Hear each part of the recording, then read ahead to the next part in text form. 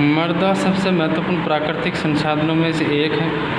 ये पादपों की जड़ों को दृढ़ता से थामे रखकर तथा उन्हें जल और पोषक तत्वों की आपूर्ति करके उनकी वृद्धि में सहायक करती है। ये अनेक जीवों का आवास है। कृषि के लिए मृदा अनिवार्य है। कृषि हम सभी को भोजन, कपड़ा और आश्रय प्रदान करते हैं, अतः मृदा हमारे जीवन का अभिन्न भाग है। पहली वर्षा के बाद मृदा की सौंदर्य गंध से देव ताजगी भरी रहती है। मृदा जीवन से भरपूर। वर्षा ऋतु में एक दिन पहली और बुजुर्गों ने मृदा में से केंचों को बाहर आते देखा। पहले ने सोचा कि यह मृदा के अंदर और भी जीव रहते हैं, आइए हम पता लगाते हैं। विभिन्न स्थानों से मृदा के कुछ नमूने एकत्रित कीजिए और उनको ध्यानपूर्वक देखना है। इसके लिए आप हैंडलेस आवर्धक लेंस का उपयोग कर सकते हैं। प्रत्येक नमूने का ध्यानपूर्वक निरीक्षण कर अपने प्रक्षेपणों को देखिए। अपने प्रक्षेपणों के बारे में अपने मित्रों से चर्चा कीजिए। क्या आपके मित्र एकत्रित किए गए नमूनों आपके द्वारा एकत्रित किए गए नमूनों से जैसे ही हैं? क्या आपने मित्रों द्वारा एकत्रित किए गए नमूने आपके द्वारा एकत्रित किए गए नमूने जैसे ही हैं? बुजो और पैलिन के अनेक प्रकार से मृदा का उपयोग किया है। इनमें से खेलना पसंद है। ये वाकई बहुत मनोरंजक है। मृदा परिच्छेदिका।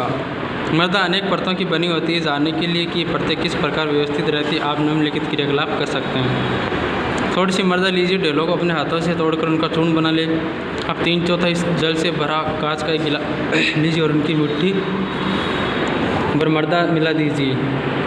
इसे छड़ से अच्छी तरह हिलाइए जिससे मृदा पानी में मिल जाए। अब इसे कुछ देर के लिए ऐसे ही रखने दीजिए।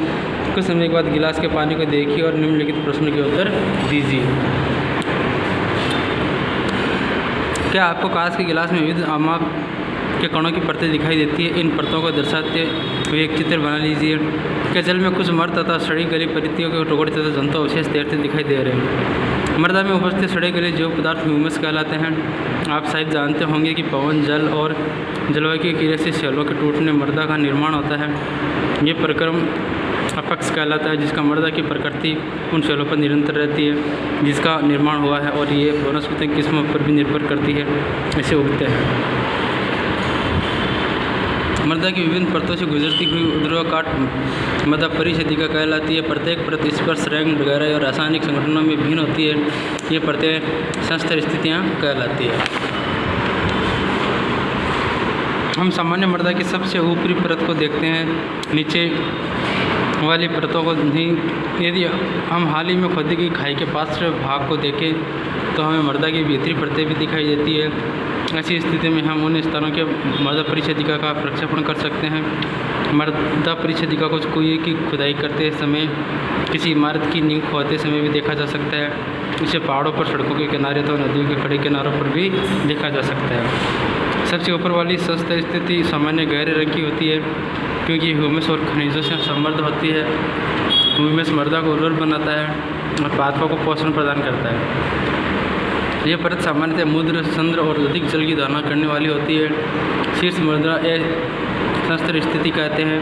शीर्ष मृदा कर्मिया, कृंतिका, ससुंदरों और भंगूरों जैसी अनेक जीवों को आवास आश्रय प्रदान करती है। छोटे पादपों की जड़ें पूरी तरह से शीर्ष मृदा में रहती है। शीर्ष मृदा से नीचे की परत में ह्यूमस कम होती है लेकिन खनिज अधिक होते हैं। ये परत सामान्यतः अधिक कठोर और अधिक शांति धनी होती है। संस्तर स्थिति या मध्यस्थ कहलाती है। तीसरी परत संस्तर स्थिति कहलाती है, जो दरारों और विंद्रोक्त शैलों के छोटे ढेलों की बनी होती है। इस परत के नीचे आधार शैल होता है जो कठोर होता है। पहाड़ से खोदना अधिक कठिन होता है। आगे हम पढ़ेंगे मृदा के प्रकार। तो मृदा का जो प्रकार है वो हम काफ़ी डिटेल से पढ़ेंगे, तो ये अभी इस वीडियो में हो नहीं पाएगा। और मृदा में जैसे हम मृदा की क्या क्या वस्तुएं बना सकते हैं, गाद होती है उसके हम क्या इस्तेमाल करते हैं, तो ये जो सारी जो कार्य है, ये कार्य हम कल नेक्स्ट वीडियो में बारीकी से पढ़ेंगे। और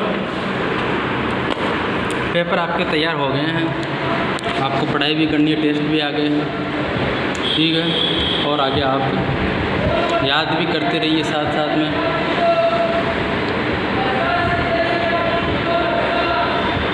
होमवर्क आपको करना है, साथ साथ सबको होमवर्क करना है, ठीक है।